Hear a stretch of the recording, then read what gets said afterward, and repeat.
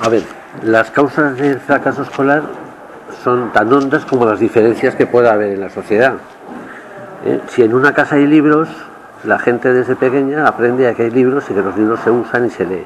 Si en una casa no hay libros, la educación y por tanto el conseguir unos resultados académicos depende exclusivamente de la escuela. Y eso ya es una enorme diferencia de entrada.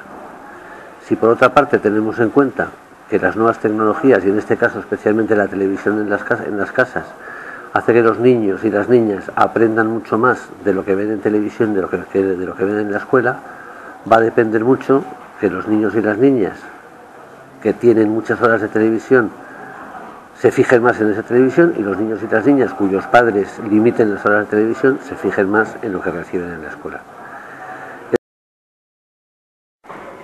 A ver, esto de la permisividad es una cosa que se ha dicho muchas veces y que no tiene ningún sentido. Permisividad, ¿qué quiere decir permisividad?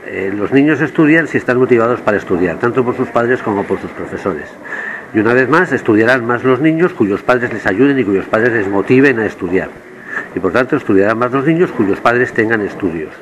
En el caso que los niños se les permita dejar de estudiar cuando ellos quieran, aunque pueden ser los 16 años o puede ser antes, pueden estar 2 años en el colegio sin estudiar, probablemente hay una permisividad que influya directamente en el fracaso escolar. Pero en la inmensa mayoría de los casos lo que llamamos permisividad es simplemente un sistema más democrático de educación del que podía existir en tiempos autoritarios. Por tanto, la permisividad, lo que se llama permisividad, me parece que no influye nada en el fracaso escolar ni en los resultados académicos. Hasta ahora la relación entre la formación que reciben los profesores para dar clase y la realidad de las aulas es absolutamente nula. No hay ninguna relación. Se da una enseñanza supuestamente teórica que se supone que va a valer para algo, para dar clase, y a la hora de la verdad el profesor se enfrenta a los alumnos al principio sin tener ni la más remota idea de a qué se está enfrentando.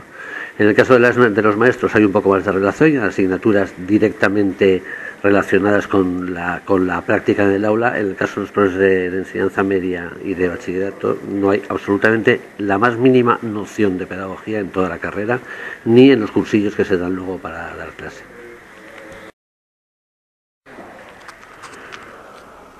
Un profesor tiene autoridad o no tiene autoridad dependiendo de su propia personalidad y dependiendo de lo que le guste dar clase. No tiene ninguna relación con épocas pasadas o con épocas presentes. Si a un profesor le gusta dar clase y logra hacer las clases atractivas y consigue enganchar a los alumnos, la autoridad viene dada de por sí. No es mejor profesor aquel que da más voces o aquel que es más autoritario que aquel que logra convencer a los alumnos de que lo que les está impartiendo les vale y les resulta interesante. Por tanto, la autoridad viene dada por el convencimiento del profesor de su tarea, no por ningún tipo de norma externa, ni por supuesto ningún tipo de ley que le otorgue más o menos autoridad. Utilidad no utilidad de los estudios. Todo lo que se da a lo largo de la enseñanza primaria y secundaria a los alumnos es útil en el sentido de que es necesario para adquirir otros conocimientos más especializados después. Es verdad que a veces las enseñanzas que se imparten tanto en la escuela como en los institutos pueden parecer muy desligadas de la realidad, pero se ha hecho un enorme esfuerzo en los últimos 20 o 30 años por acercar las enseñanzas que se imparten con la realidad que van a necesitar en la vida. Lo más importante es que todas las enseñanzas, absolutamente todas las que se reciben en los institutos, tienen relación con el desarrollo del cerebro de los individuos a los que van dirigidos. Entonces, no podemos plantearnos la utilidad inmediata de nada porque no se trata de eso, se trata de la utilidad de las cosas para otro fin que va a venir posteriormente. No se puede estudiar una carrera universitaria si no se tienen unos conocimientos mínimos antes de cosas que puedan parecer muy teóricas pero que son necesarias para entender lo que va a venir después. Varios de las asignaturas tienen un grado de dificultad bastante mayor del que nunca han tenido. Hay que pensar que hace 40 años los alumnos tenían 6 asignaturas donde ahora tienen 12 o 13, porque se han incorporado asignaturas que antes no existían.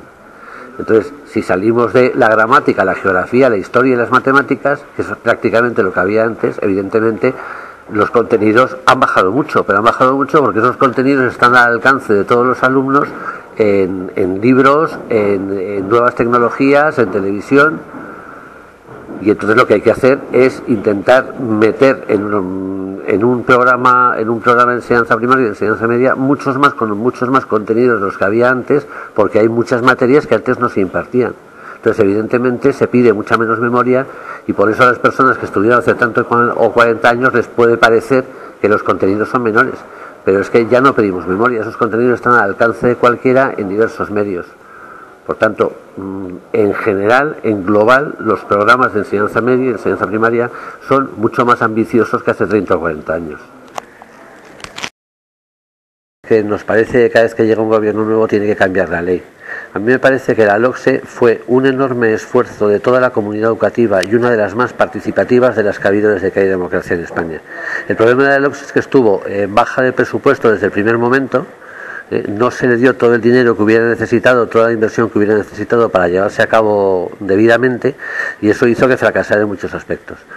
El fracaso escolar no tiene nada que ver con la ley que sustenta la enseñanza. El fracaso escolar tiene que ver con elementos como las diferencias sociales o la falta de atención a la diversidad, que es un tema absolutamente fundamental y en el que la LOCSE avanzó muchísimo. No se consigue nada, no se consigue disminuir el fracaso escolar haciendo que los alumnos de 15 años tengan que decidir ya una profesión como se está pretendiendo en las últimas leyes.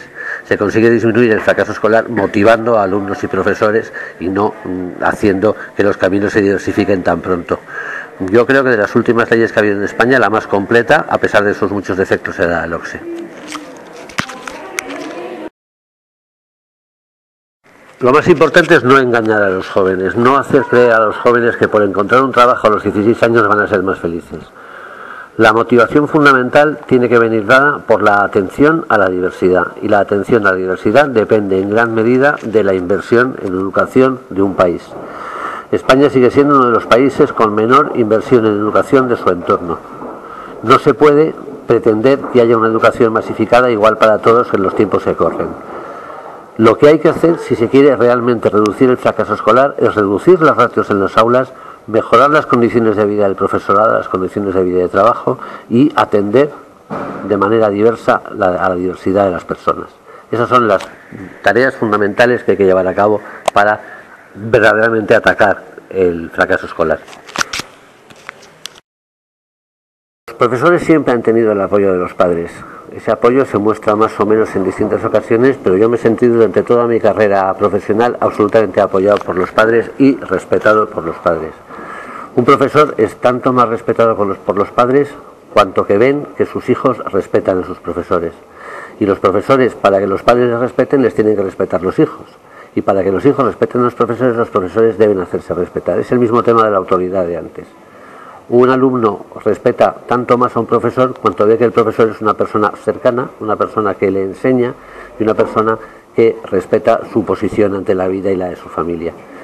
Yo no creo que el problema de falta de respeto a los profesores viene dado de personas ignorantes que no valoran la escuela, pero en general la inmensa mayoría de la población española o de los países o de cualquier país medianamente civilizado sabe que la escuela es un elemento fundamental de cohesión social y por tanto que los maestros han sido de toda la vida y siguen siendo personas absolutamente respetadas.